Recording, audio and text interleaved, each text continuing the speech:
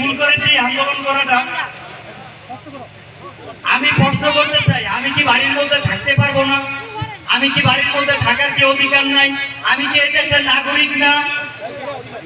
ধন্যবাদ। আপনি যেটা বলেছেন,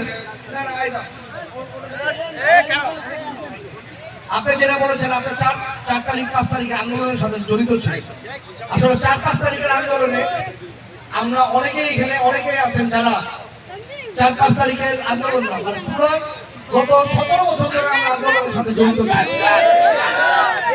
আর আপনি যেটা বলেছেন যে আপনি বাবা মারা গেছে, আপনি কত বছর বয়সে আপনার বাবা মারা গেছে?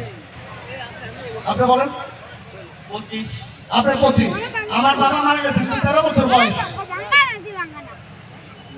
13 বছর বয়সে আপনি বলেছেন ঈদগাহে আপনি যাওয়ার পরে আপনার বাবার সাথে আপনি যান না। আমি 13 বছর বয়সে থেকে আমার বাবার সাথে আমি যাই না।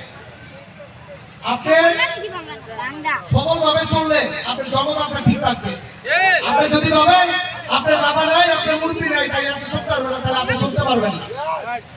আপনার বলতে হবে যে আপনিও চলবেন আর 10 জনকে নিয়ে চালাবেন, তাহলে আপনি দেখবেন সবাই আপনার সাথে থাকবে, সবাই আপনার সাথে চলবে।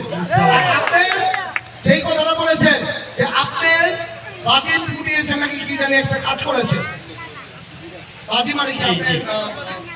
আমি 6 তারিখে বাজি মারছি।